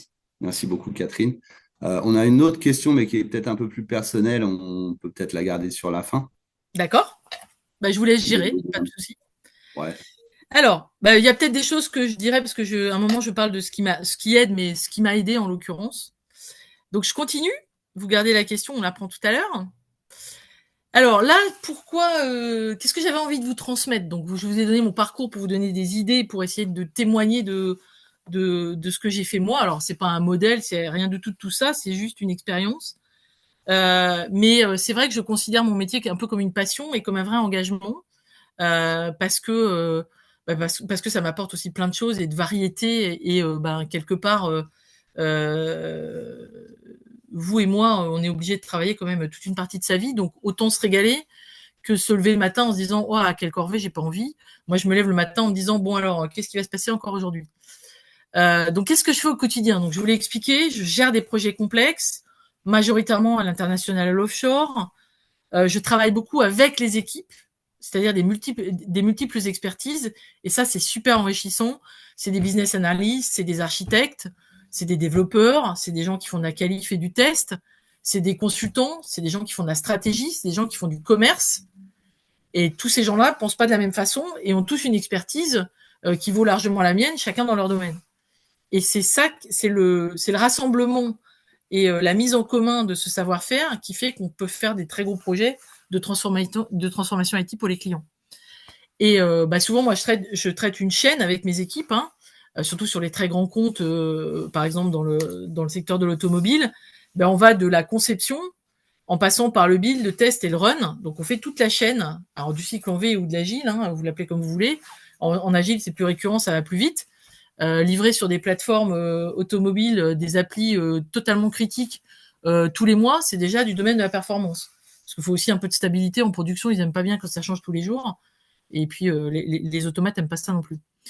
Donc faire converger aussi des boîtes qui rachètent, qui s'agrandissent, etc., qui ont 50 produits qui font la même chose, c'est un vrai challenge. Il y a un truc que je voulais vous dire, parce que ça, souvent, on n'y pense pas. Moi, je me souviens, en école d'ingé, je me disais, ah bon, ça va me servir à quoi? La gestion comptable d'une entreprise, ça va me servir demain? Je sais pas. Si, parce que en fait, dans le boulot d'engagement manager que je fais, parce que c'est comme ça que ça s'appelle chez Cap, on fait des projets de A à Z, c'est-à-dire que on a la chance des fois même de faire toute la chaîne, mais on fait de la vente, du business développement, hein, pour l'appeler comme ça, sur des choses sur lesquelles on va être la personne qui réalise ou pas avec les équipes, d'ailleurs, peu importe. Des fois, on fait toute la chaîne, mais des fois pas. On fait de la gestion contractuelle parce que le monde est ce qu'il est. Donc, on a des engagements. Nos clients ont des engagements aussi. On a des partenaires, on a des fournisseurs, on a des sous-traitants, on a des co-traitants, on a éventuellement des co-actionnaires. Et tout ça, faut le comprendre parce que ça fait l'écosystème du programme et ça définit un peu dans la question d'Enzo ce que vous avez le droit de faire et pas le droit de faire. Et il y a des domaines de sécurité dans l'industrie, dans le monde des affaires, dans le monde militaire. Il y a des choses que vous avez le droit de faire, d'autres que vous n'avez pas le droit de faire. Et il faut connaître son écosystème parce que sinon, des bêtises, vous allez en faire plusieurs et vous allez éventuellement faire faire à vos équipes, ce qui peut être encore plus grave et ce qui peut avoir des conséquences importantes. Donc, c'est sûr qu'en début de carrière, on voit pas forcément ce truc-là, mais c'est quelque chose qui aujourd'hui, moi aujourd'hui, je gère cette partie-là aussi parce que je travaille dans un cadre et il faut que je sois capable de transmettre ce cadre à mes équipes pour qu'on sorte pas du cadre, ou en tout cas, si on sort du cadre, on explique pourquoi on lève la main et on explique qu'on est obligé de faire autrement parce que on est bridé par un truc, ou on est limité par un produit qu'on peut pas acheter ou Dieu sait quoi. La réalisation, ça, c'est vraiment faire les projets et les mettre en œuvre. Et puis le suivi financier, parce que on en parlait tout à l'heure. Effectivement, il y a besoin de résultats, c'est-à-dire que moi, typiquement, bien évidemment, hein, je suis, je dirais, un entrepreneur. Hein, j'ai des équipes des fois qui font la taille d'une PME, et je suis responsable du bilan financier, c'est-à-dire que si on a dit qu'on devait faire X si on fait X, tant mieux. Si on fait pas X, faut expliquer pourquoi, en plus ou en moins. En plus, c'est plus agréable qu'en moins, mais malheureusement, vu l'écosystème aujourd'hui, on fait pas, tout se passe pas super bien. Et des fois, faut expliquer que ça se passe pas bien, et surtout, faut être capable d'anticiper et de se projeter. Et c'est ça que demandent les entreprises aujourd'hui. Et quand vous avez des équipes, des fois, quand on a du mal à savoir, on a le droit d'être en retard, on a le droit d'avoir raté un truc. La question, c'est comment on se remet sur les rails et comment on regagne, entre guillemets, en efficacité, en industrialisation, etc. Et ça, aujourd'hui, les entreprises ont besoin de valeur, d'apport de valeur, et les clients ne s'y trompent pas non plus. Un client, aujourd'hui, il paye des prestations parce que ça lui amène de la valeur ajoutée. Il paye pas pour le plaisir. Voilà, donc c'est vraiment un ensemble. Et moi, c'est ça qui me fait vibrer. Et j'ai mis la petite photo avec les arbres parce qu'en fait, on fait jamais ça tout seul, même si des fois, en tant que manager, on peut se sentir très très seul. En général, dans les grosses entreprises, vous n'êtes jamais tout seul. Mais on fait ça ensemble. C'est un travail collectif, c'est un one team. C'est très rarement des trajectoires en solo. Et c'est très bien comme ça. Pourquoi j'aime faire ça? Parce que vous êtes en fait au cœur de la réalisation des projets IT et de la satisfaction client. Euh, soyons lucides, hein, c'est les clients aussi qui nous achètent des prestations et qui nous font vivre. Donc il y a des fois on comprend pas forcément tout, il y a des fois les clients sont top, il y a des fois ils sont un peu plus difficiles. Et par défaut, si le marché se tend, le client devient plus difficile. Et il faut être en proximité, il faut aussi se déplacer, même si aujourd'hui il y a beaucoup de choses en virtuel. Une bonne discussion avec un client dans une salle de réunion, au café, etc. Ça vous permet de le connaître, de comprendre ses angoisses du moment, de comprendre sa roadmap, ses perspectives, etc. Et c'est essentiel. Donc de comprendre leurs enjeux, bien sûr, et puis de comprendre les enjeux business d'aujourd'hui. Il y a plein d'enjeux sociétaux, vous en entendez parler tous les jours, hein, sur tous les médias, sur tous les réseaux, etc. La mobilité, l'empreinte carbone. On tire des empreintes carbone maintenant, même sur les projets, y compris quand on fait du 0 et du 1. De la transfo, de la rationalisation, etc. Parce qu'on est en train de changer plein de choses, et même dans le monde industriel, il y a encore du physique. Hein. Bien entendu, on est tous en train de faire du move to cloud. Mais si on fait encore du move to cloud, c'est que tout n'est pas dans le cloud. C'est pas évident, mais voilà. Et puis pourquoi j'aime ce métier? Parce que pour moi, c'est vraiment, je vous l'ai dit, hein, ce que je sais faire le mieux, c'est d'ouvrir et de faire la trace. Je sais pas comment le dire autrement. C'est trouver des solutions, proposer des choses par rapport à ce que j'ai déjà vu, par rapport à ce que j'ai vu dans d'autres contextes qui pourraient être réutilisés. Et du coup, trouver des solutions qu'on va mettre en place avec mes clients et avec les équipes, parce que je fais jamais ça toute seule. Je pense que vous l'aurez compris dans ma trajectoire, tout ce qui est routine et récurrence, c'est pas forcément mon truc. Moi, j'aime bien ce qui change, ce qui bouge, et c'est vrai d'ailleurs aussi dans ma vie perso. Et ce que j'aime bien aussi, c'est bien sûr du projet et encore du projet, et des gros programmes, mais aussi des possibilités connexes. Ce que je fais ce matin, c'est ce que j'appelle des possibilités connexes, parce que j'ai la chance, même si j'ai prévenu les relations écoles et les RH de ce que je faisais et mon management, pour leur dire ce matin, je serai pas disponible pour ça, parce que je fais autre chose. Et de développer autre chose que juste faire du projet. J'appelle ça des soft skills, hein, parce que c'est souvent le vocabulaire qu'on y met, mais de faire aussi, par exemple, je fais des audits internes pour aider d'autres équipes, d'autres projets. Je fais aussi, je vous l'ai dit, ce qu'on appelle du mentoring ou du carrière management, parce que il faut aider les gens à grandir, à s'y retrouver. Des fois, il y a des expériences qui sont compliquées. Des fois, la progression, elle n'est pas exactement à l'attendu. Des fois, les gens sont impatients pour faire des choses. Des fois, on en parlait tout à l'heure, il y a un projet qui se passe pas bien parce qu'il y a une erreur de casting, parce que vous entendez pas avec l'équipe, parce que le client est odieux, parce que c'est pas grave. Faut savoir rebondir, faut savoir accompagner, faut savoir expliquer ce qui s'est bien passé. Faut aussi avoir l'honnêteté de dire ce qui s'est pas bien passé et ce qu'il faudrait éviter de reproduire. Et ça, c'est des actes de management. Et il faut avoir le courage de le faire. C'est pas toujours facile. On travaille avec des gens, avec des êtres humains, avec des gens qui peuvent avoir des pets dans la vie, qui peuvent avoir des périodes super faciles, puis d'autres beaucoup plus compliquées. Et aujourd'hui, dans la société et dans les entreprises aujourd'hui, on sait gérer ça, sans doute beaucoup mieux qu'il y a 20 ans. on sait l'accompagner, on sait accepter une pause dans une carrière, on sait accepter un changement de trajectoire et sans regarder les gens de travers, quoi. Et vous l'aurez compris aussi, j'aime bien transmettre. J'essaie de le faire avec de l'énergie et de transmettre le savoir-faire et l'envie d'avancer, de trouver des solutions. Je suis engagée aussi dans les réseaux féminins, forcément, parce que on est un peu moins nombreuses et ça peut aider, ça peut donner confiance. Et puis, si j'avais une phrase que j'utilise de temps en temps, qui fait sourire souvent mes collègues, c'est même pas peur, parce qu'ensemble, on peut y arriver. Des questions où j'avance. J'ai plus beaucoup d'éléments à vous transmettre, hein. Dites-moi si j'avance ou s'il y a des questions. Il y a Malco, je crois, qui a une question qui souhaiterait un conseil dans le domaine de l'emploi, mais Ah, j'ai une il n'a page pas. après pour ça. Alors, j'ai une page Ah, après pour ok, ça, on parfait. répond à Ben, on ça va après. attendre. Si ça répond pas, je Ok. répondrai mieux. La question, elle n'est pas très précise pour l'instant, donc D'accord, on mais va c'est pour attendre ça. Donc, là-dessus. on On verra avance. si Maïko a trouvé sa réponse dans la page d'après ou pas. Super. Je vous ai mis là quelques réflexions pour choisir son poste ou sa mission, que ce soit en début de carrière d'ailleurs ou pas. Ça n'a pas pour but d'être exhaustif, j'ai pas pour but de vous faire la leçon, c'est juste, je me suis dit qu'est-ce que j'aurais envie de leur dire sur ça.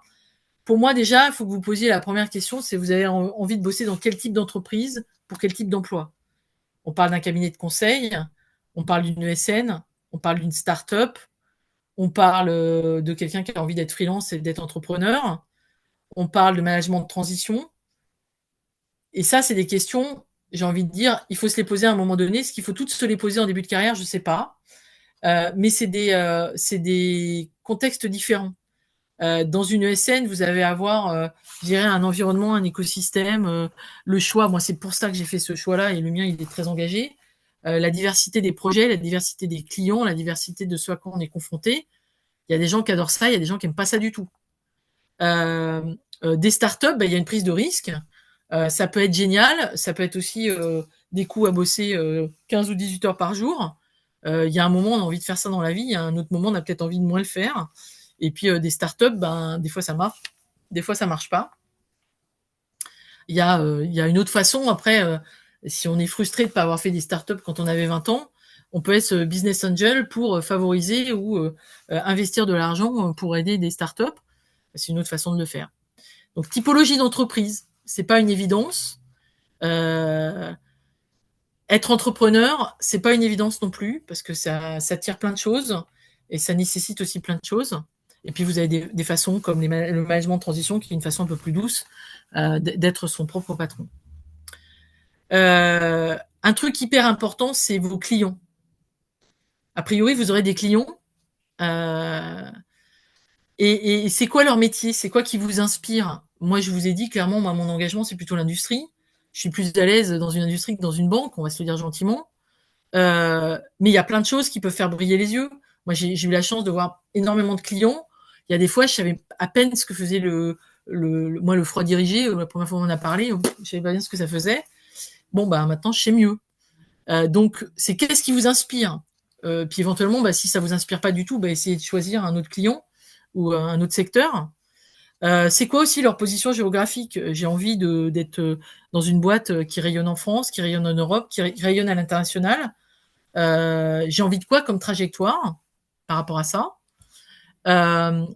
Il y a aussi, moi je rencontre souvent des jeunes aujourd'hui qui me disent, votre client ou votre entreprise, c'est quoi son empreinte sociétale? Bah oui, on parle d'empreinte carbone, on parle de sustainability, etc. Et c'est important, et il faut y faire attention et nous tous s'engager là-dedans. Et on reçoit tous aussi des consignes pour améliorer notre empreinte carbone, réduire les déplacements, avoir des abonnements en vélo moins chers, parce que, etc., etc. Donc, c'est quoi qui vous fait vibrer? Et ça, c'est à chacun de se déterminer, ou pas d'ailleurs, hein, parce que tout ça n'est pas une obligation. Vous avez le droit de dire, je sais pas, essayez, puis vous verrez bien ce qui vous plaît. Alors, quelque chose qui moi, me tient à cœur, c'est, par contre, il faut faire très attention à ce qu'on apprend. Ce qu'on apprend par soi-même, ce qu'on apprend avec la formation continue, avec les collègues, avec les sponsors, avec les mentors, avec vos clients. Ce qu'on apprend sur ces missions, parce si on fait tout le temps le même rôle, on apprendra moins que si on change de rôle. Et puis tout ça pour moi dans un contexte multilangue et multiculture, parce que ça fait encore croître le champ des possibles. Mais c'est ma vision, c'est ce qui me semble porteur. Mais posez-vous la question. Vous avez peut-être pas envie de commencer là-dedans, ou au contraire, vous avez envie de commencer très vite là-dedans. Souvent, aujourd'hui, les écoles d'ingé, elles font des échanges avec les pays étrangers, etc. Parce que le monde est comme ça. C'était pas le cas il y a 30 ans. Et puis, bien sûr, parce qu'on est quand même des techos, hein, et quand je dis ça, c'est très respectueux, moi-même, je me l'applique. Il faut suivre les technos et les secteurs porteurs. Est-ce qu'on a envie de faire ce qu'on appelle du custom dev ou du développement à façon, ou de bosser pour des gros intégrés comme SAP ou autres? Je cite celui-là parce que c'est le premier qui me passe par la tête.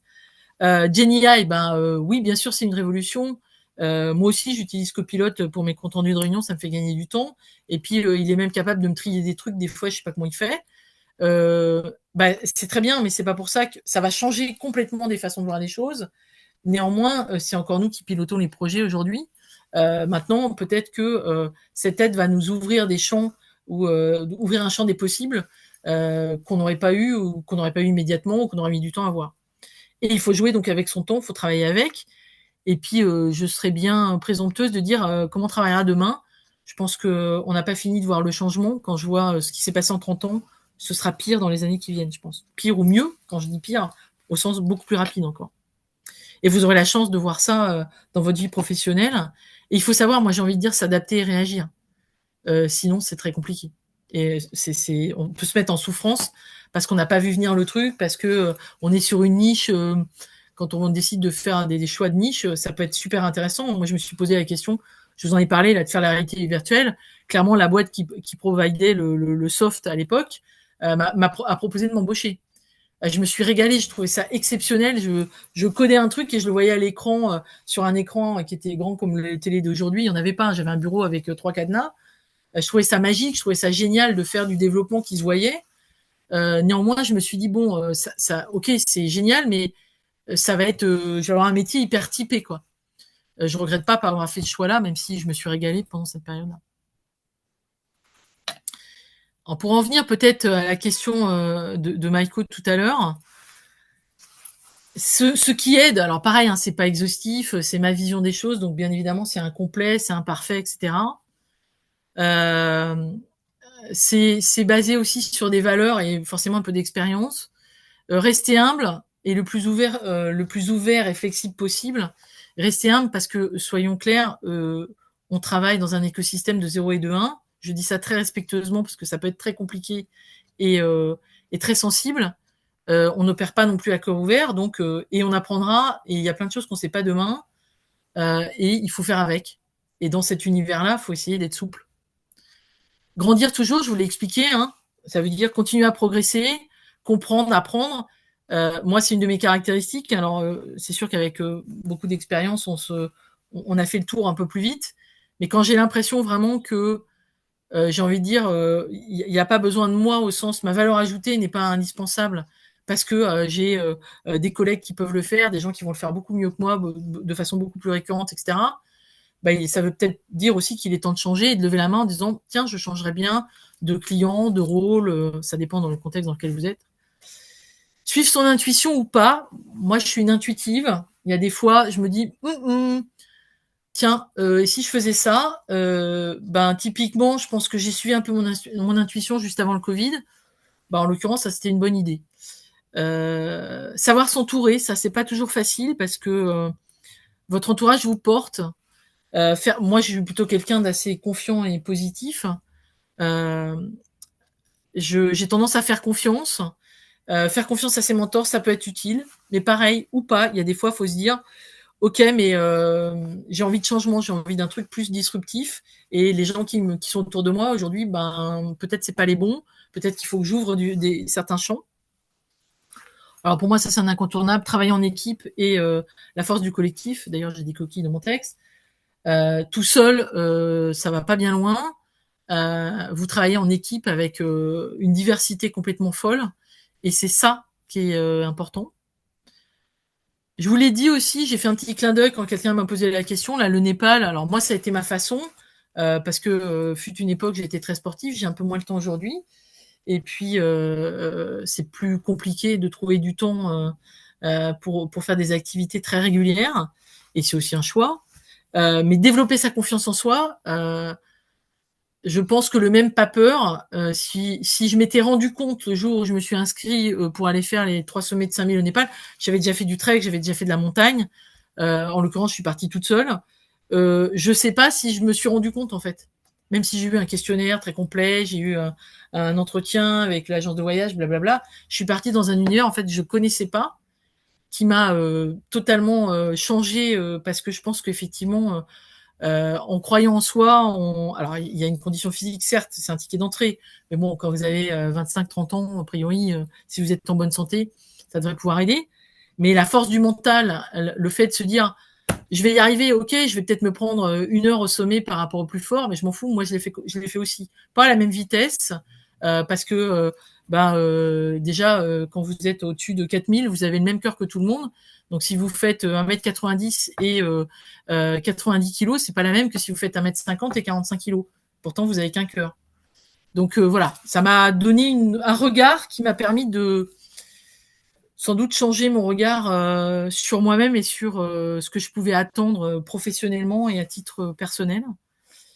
Bon, moi, un truc que j'aime beaucoup, c'est l'audace et prendre des risques, parce que c'est ça qui fait avancer vite. Je suis pas pressée, mais j'aime bien que ça bouge. Et des fois, faut savoir lever la main, faut savoir prendre un risque, faut savoir aussi des fois dire non.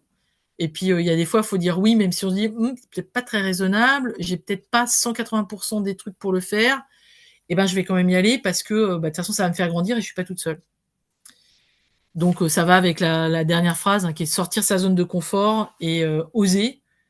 Ok, on va peut-être se planter la première fois, ça va pas être bien, et la prochaine fois on fera mieux, et puis la prochaine fois ce sera carrément bien. Et c'est ça qui est important. Et le petit mot que je vous ai mis, donc ça c'est un des slogans que j'aime beaucoup, c'est Get the future you want, parce que c'est vous qui faites votre carrière, c'est vous qui gérez votre carrière, bien sûr dans un écosystème, bien sûr l'entreprise est là pour vous aider, bien sûr vos mentors sont là pour vous aider. Aujourd'hui, c'est le corps professoral, c'est un environnement entre guillemets scolaire, d'école d'ingé, etc. Tout ça, c'est pour vous donner des clés pour vous aider. Après, c'est vous qui faites la transfo, c'est vous qui faites votre trace, aussi bien dans la vie que dans la vie professionnelle. Donc, alors ça a l'air un peu dur de dire ça, mais c'est vous qui faites vos choix. Et c'est fabuleux parce que c'est une liberté exceptionnelle. Je m'arrête là. J'ai déjà été longue. Est-ce que ça a répondu? Il y avait une question, donc quels étaient les recos, ou je sais plus comment c'était libellé, Eric. Non, mais par rapport à ce que vous venez de dire, Catherine, il y avait une question de William qui est Ouais. peut-être un peu personnelle. Alors, vous Eh ben, répondez j'ai le à droit de votre répondre façon. ou pas, ça dépend. Voilà, c'est ça. Alors, en fait, il se demande comment, parce qu'au vu de la richesse de votre carrière, de votre parcours, voilà, la densité de votre travail, il se demande si vous réussissez à concilier ça avec une vie de famille, avec une vie personnelle, peut-être avec des enfants ou pas. Voilà, c'est sa question. Alors oui, j'ai une vie de famille, oui, j'ai une vie personnelle. La vie a fait que j'ai pas eu d'enfants, mais j'ai envie de dire, c'était pas vraiment un choix non plus. J'aurais sans doute composé ma vie différemment si j'avais eu des enfants, en particulier quand ils sont encore à la maison et petits. Mais je peux vous donner l'exemple de collègues hommes ou femmes, d'ailleurs, je fais pas de différence par rapport à ça, qui ont une trajectoire totalement équivalente, avec une vie de famille qui est différente à la mienne, au sens avec des enfants. Mais oui, mais c'est une histoire de choix aussi. À un moment, il y a un peu un temps pour tout. Effectivement, je vous donne un autre exemple. Vous me parlez d'enfants. Moi, je vais vous dire, j'ai aujourd'hui des parents âgés auxquels je tiens forcément énormément. Et je passe du temps. Et il y a des fois, je dis, bah non, là, je suis pas disponible. Comme je pourrais dire, je suis pas disponible parce que, je sais pas, mon fils a son match de foot, ou ma fille a rendez-vous pour un concours de je sais pas quoi. Ben voilà, c'est un choix. Et il y a un moment, il faut effectivement faire attention, parce que je vais pas vous raconter d'histoire non plus. Je travaille beaucoup. Je le fais parce que j'aime ça, parce que j'en ai envie, et parce que je suis aussi reconnue à ce titre-là. Et ça me permet aussi, des fois, de fermer les écoutilles et de me dire, bon, je vais aller faire un safari 2 semaines, un safari photo bien sûr, un safari 2 semaines au fin fond d'une réserve africaine, parce que j'y retrouve du sens, parce que ça m'émerveille toujours. Je m'étais toujours dit, par exemple, tiens, si j'ai des enfants, je les emmènerai. J'ai emmené d'autres personnes, pas mes enfants, mais j'ai emmené d'autres personnes et je suis ravie d'avoir fait. Donc oui, c'est un choix et rien ne vous freine. On est capable aujourd'hui, surtout avec la vie d'aujourd'hui, de composer énormément. Moi, j'ai des collègues aujourd'hui qui me disent bah, je rentre tôt parce que je vais chercher les enfants ou je m'en occupe ou ils ont quelque chose à faire, un truc à l'école, etc. Et puis, bah, comme on peut se reconnecter, etc., ils se reconnectent ou ils refont un truc plus tard. Et ça, c'est fabuleux. On ne pouvait pas faire ça il y a quelques années quand tout était en présentiel au boulot. C'était beaucoup plus compliqué. Il faut aussi savoir saisir ces chances-là.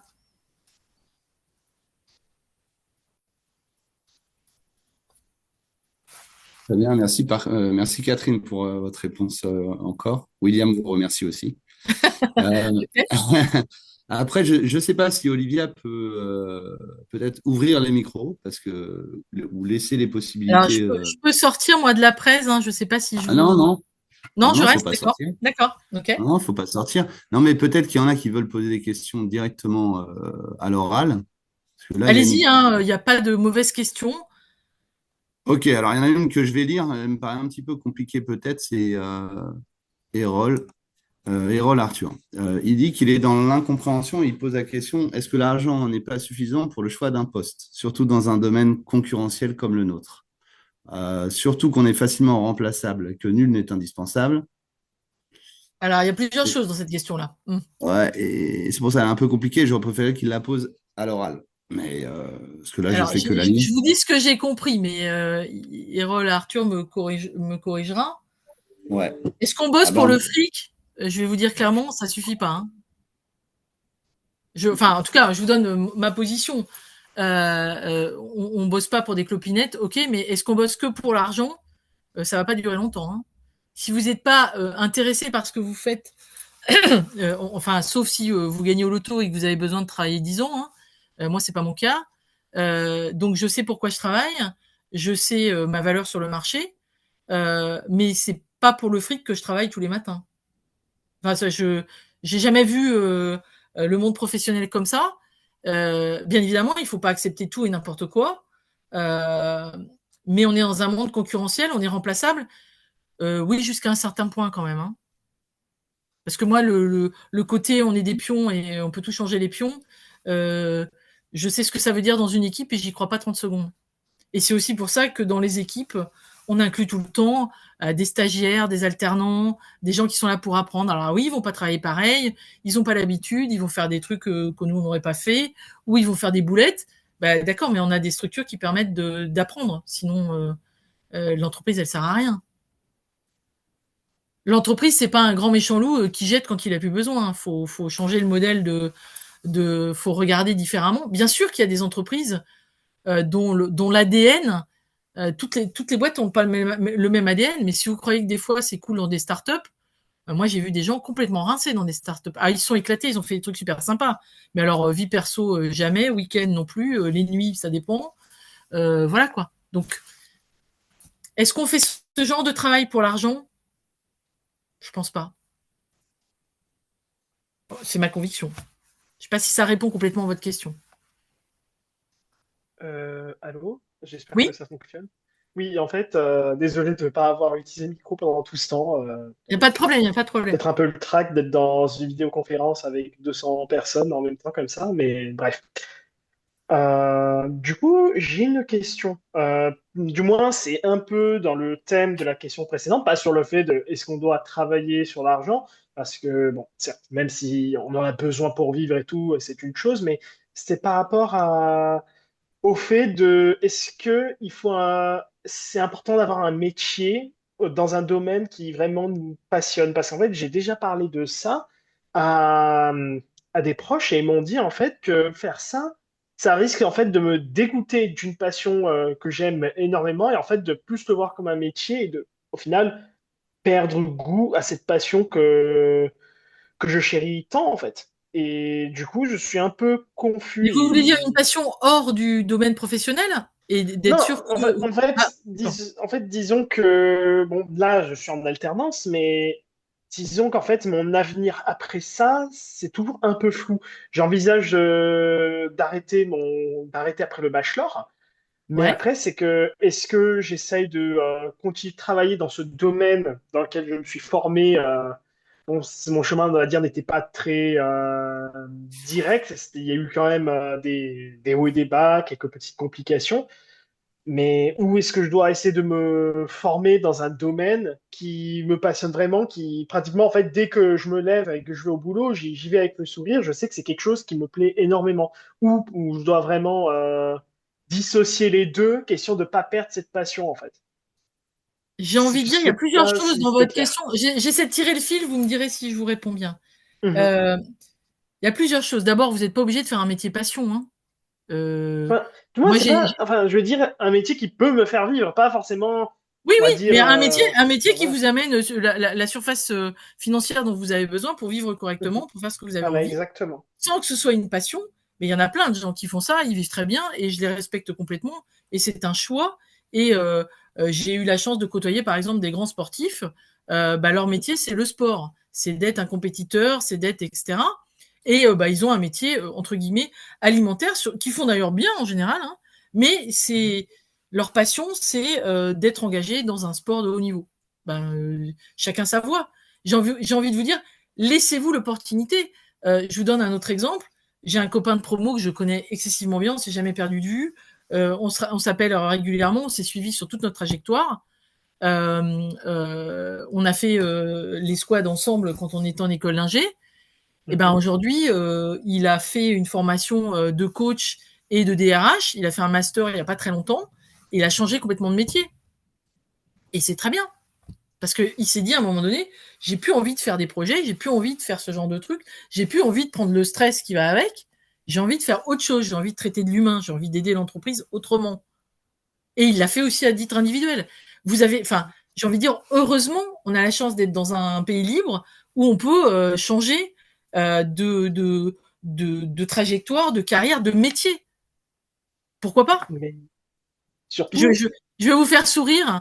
Le dernier voyage que j'ai fait, c'était dans des réserves en Afrique du Sud avec un jeune guide qui est un journaliste avant, qui a changé de mhm. métier.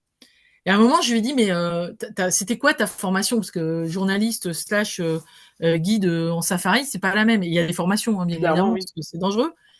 Et il m'a raconté ça et je me suis dit, Mhm. Vraiment, je me suis dit, je crois que j'adorerais prendre 6 mois pour faire ça, quoi. Mais du coup, il a fait une formation. Il a fait une formation sur le terrain en Afrique du Sud parce que Ah, c'est des formations parce que. particulières. Mais ce que je veux dire, c'est que à un moment donné, je suis incapable de vous dire, j'adore ce que je fais ça depuis des années. Peut-être qu'un jour, je vais me dire, là, c'est bon, j'ai ma dose, j'ai envie de faire autre chose. Mais après, c'est votre liberté, c'est votre énergie, c'est votre envie de vous dire, ah mais j'ai complètement envie de changer de métier parce que tiens, j'ai toujours envie de travailler le bois, ça me brancherait bien de faire des trucs sur les métiers du bois, pourquoi pas?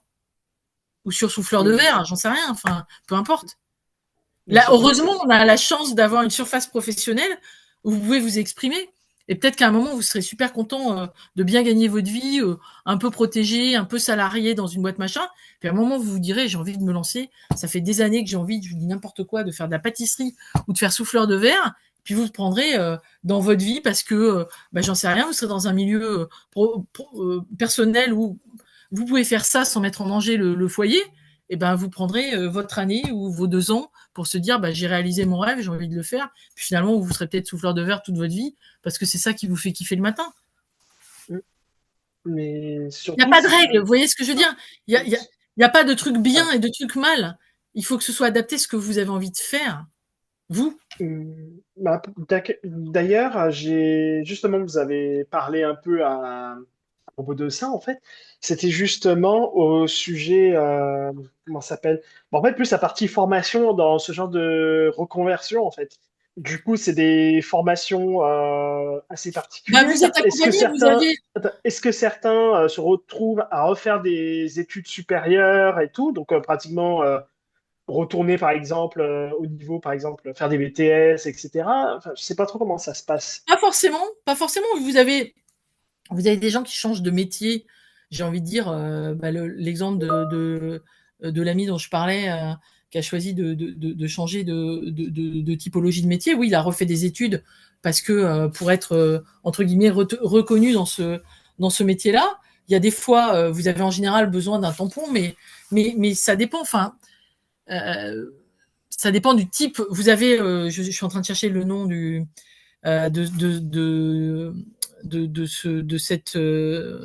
l'adaptation là, cette espèce de portefeuille de formation qui nous accompagne.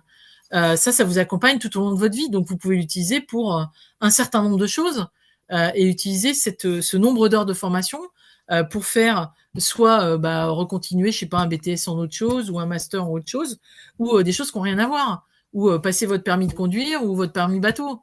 C'est une fois de plus, hein, je connais pas toutes les possibilités, bien évidemment, mais c'est pas forcément refaire des études, repartir d'eux.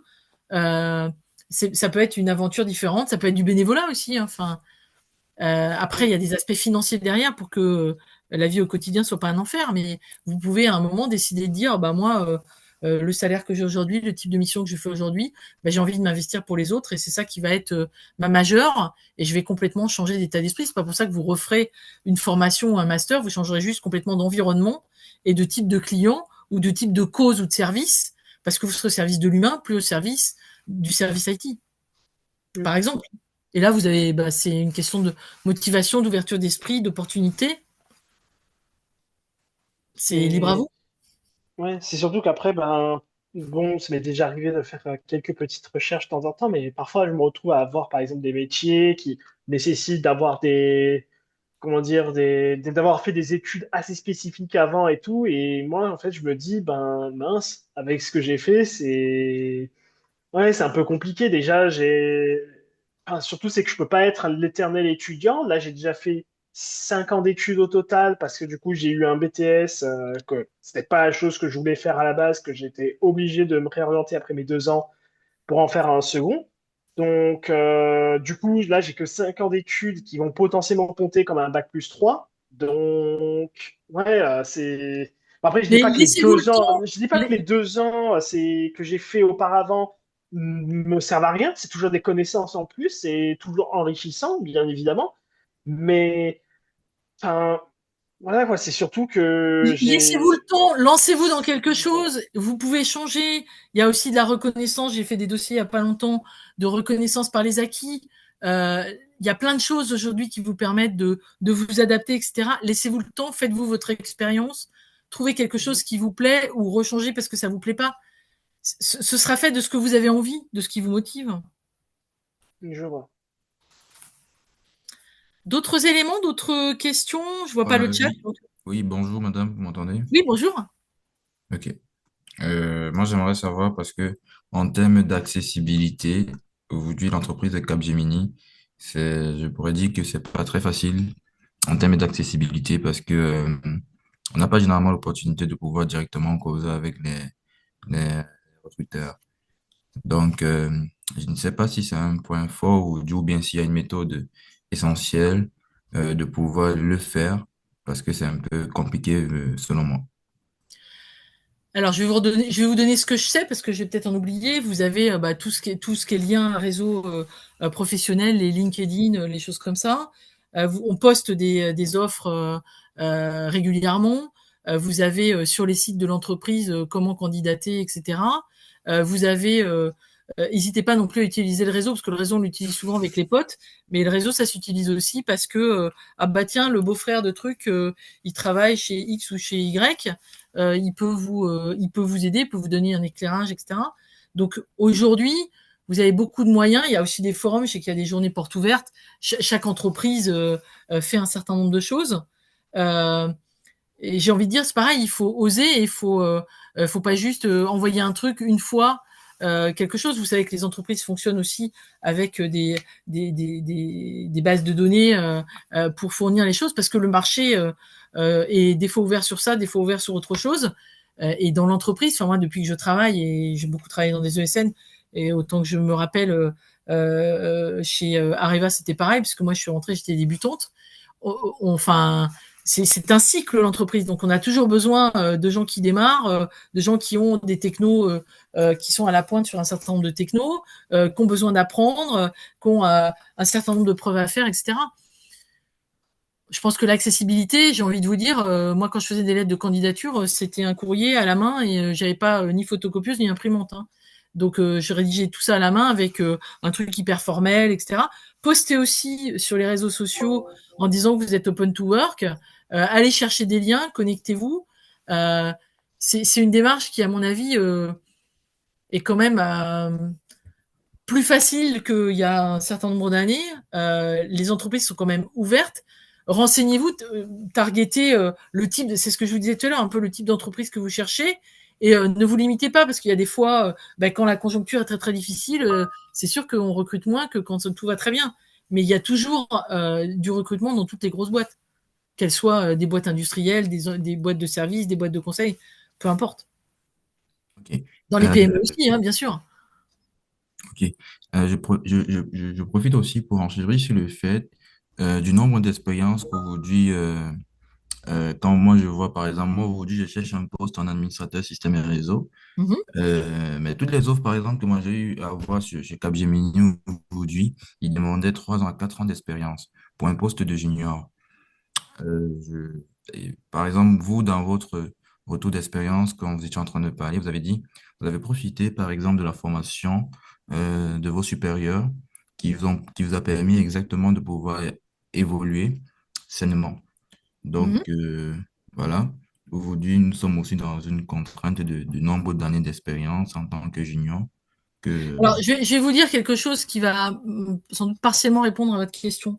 Moi, je suis ingénieur de prod. J'ai pendant longtemps essayé de trouver un poste d'ingénieur de prod pour commencer ma carrière dans du génie industriel, etc. On est 30 ans en avant, hein. Je peux vous dire que j'ai eu des réponses qui vous feraient froid dans le dos aujourd'hui. Et je me suis dit, mais je vais pas y arriver, quoi. J'ai pas fait la bonne formation. Moi, j'avais en plus pas de stage à mon actif. L'alternance, ça n'existait pas ou très peu dans le type d'école à cette époque-là. Et je me suis dit, mais j'ai fait un DEA, mais en fait, ça ne me servira à rien. Bac plus 6 et je vais pas trouver de boulot parce que j'ai pas fait de stage, j'ai pas d'expérience, etc. Et ben, j'ai envie de dire, à un moment, faut aussi y croire, faut persévérer et faut bien entendu, j'ai pas forcément fait ce que je voulais faire en premier et j'ai pas tout de suite bossé dans le monde industriel. Et je vous dis, si vous, j'avais pas du tout, moi j'étais pas un ingénieur IT, hein. Moi, faire du développement comme ça pour entre guillemets, je vais le dire vulgairement, pisser du code, c'était pas forcément le truc qui me faisait rêver. Et pourtant, j'ai appris énormément de choses. J'ai commencé ma carrière comme ça et j'ai retrouvé le métier que j'aimais faire des années après. Mais quand je vous dis des années après, c'est 6, 7, 8 ans. C'est pas 2 mois après, hein. Donc, faut aussi un peu de résilience pour se dire, je vais pas trouver, et tant mieux si c'est le cas, mais peut-être le premier poste, le premier truc, c'est pas exactement ce que vous voulez faire. Après, si dans votre tête c'est toujours, je vais être admin réseau, je vais faire de l'infra, n'oubliez pas cette idée-là, mais acceptez aussi de démarrer sur des postes un peu connexes, sur de l'infra, pas forcément que du réseau. Vous apprendrez toujours des trucs. Et puis après, si votre trajectoire, c'est vraiment ça, vous aurez des opportunités parce que vous allez vous les créer. Ok, ok, merci beaucoup pour ce retour, madame. D'autre part, euh, Bienvenue. j'ai pas compris. Je dis bienvenue, welcome. Ah, ok. Je ne sais pas si ça serait possible aussi, par exemple, je ne sais pas, de directement vous envoyer mon CV aussi. Vous pouvez, je le routerai, je vais être aussi transparente, hein. Je l'enverrai aux relations écoles et je mettrai un petit mot puisque la relation école sait que je fais cette présentation. Bien sûr, si vous m'envoyez 150 CV, ça va être plus compliqué. Mais welcome, je le transmettrai. Et par quel moyen je peux le faire, s'il vous plaît? Je suis sur LinkedIn. Ok, ok. Je vous remercie.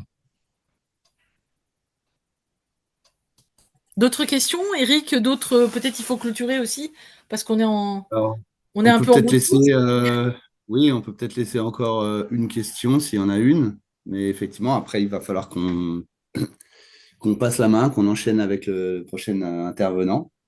Mais s'il y a Une encore une dernière question, on question? peut peut-être la prendre.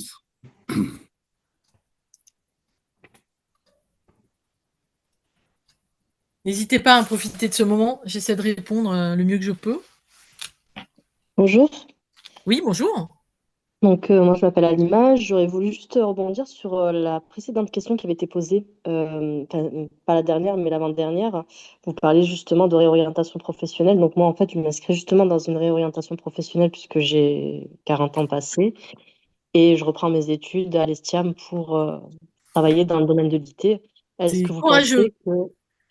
Non, oui, c'est compliqué, mais on peut quand même y arriver. Bien sûr. Mais, en fait, ce que je voulais savoir, c'était surtout, est-ce que vous pensez que sur une réorientation à un âge entre guillemets avancé, on peut accéder à une carrière dans l'informatique ou est-ce que c'est plus compliqué parce qu'on peut être rapidement considéré comme un senior et pas avoir la possibilité d'accéder à certains postes Alors, euh, j'ai envie de dire, oui, j'en connais. J'ai travaillé avec des gens qui étaient en réorientation, hein, qui étaient par exemple des pharmaciens ou des gens qui avaient bossé dans la santé ou l'industrie chimique, des trucs comme ça.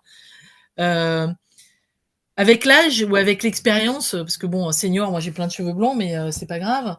Euh, Senior, ça veut dire des choses aussi très positives. Hein, c'est pas que des signes négatifs. Senior, ça veut dire aussi que vous avez une forme de maturité, vous avez une communication, vous avez potentiellement une sérénité, une résilience qu'aura pas quelqu'un ou qu'aura beaucoup moins quelqu'un qui a 25 ans. Or ça, on sait ce que ça veut dire dans une entreprise aussi. Aujourd'hui, on est dans des équipes multiples avec une diversité culturelle, en âge, en pyramide d'âge, en savoir-faire, etc. Vous apportez autre chose avec ce type de parcours. Est-ce que c'est plus facile ou plus compliqué? Je vais vous dire franchement, je sais pas. C'est en tout cas une spécificité, une diversité qu'il faut mettre en valeur. Il faut pas voir ça comme un handicap. Pour moi, c'est du positif et faut le voir de cette façon-là. Je vous dis, moi, ma première réaction, c'est de me dire que c'est courageux. Parce que c'est pas évident de reprendre des études plus tard, après une vie, avoir fait autre chose ou avoir pas eu l'opportunité de faire ce qu'on avait envie de faire. Moi, là, ma première remarque, c'est que c'est courageux et que ça mérite. Ça donne aussi une image de vous qui est quelqu'un qui a envie d'entreprendre, qui a pas peur de se remettre en condition, qui a pas peur d'être dans des classes où les gens ont la moitié de votre âge. Enfin, j'exagère un peu, mais eh ben, c'est courageux. Donc oui, et n'hésitez pas, osez, prenez les risques, finissez votre formation et allez au bout de cette démarche, bien sûr. Et les entreprises aujourd'hui savent prendre en compte ça. D'accord. Merci pour votre réponse. Je vous en prie. Madame, Oui, je profite directement pour vous dire que j'ai demandé la connexion sur LinkedIn. Franklin ok, Kimani. ok, je regarderai ça en fin de journée. Ok, impec. Ok, merci.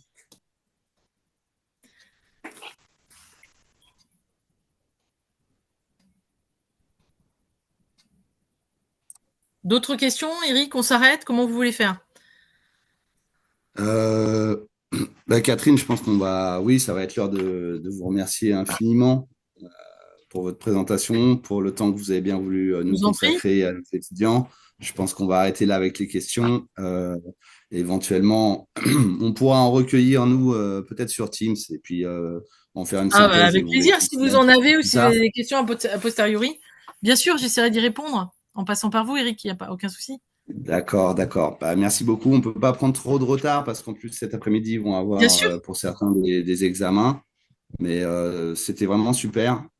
Merci beaucoup. Moi, C'était c'était un un plaisir magnifique et témoignage, j'espère que j'ai répondu un peu à vos attentes et un peu à vos questions. complètement. Et au plaisir de continuer si vous avez d'autres éléments qui viennent a posteriori. Je vous souhaite aussi une excellente journée et un excellent parcours à venir et proche, j'espère, pour certains d'entre vous. Très bon courage, très bonne journée. Merci beaucoup, Catherine. Merci Je vous vraiment. Très remercie. bonne Au journée à revoir. vous. Bye bye. Au revoir, à bientôt. Au revoir.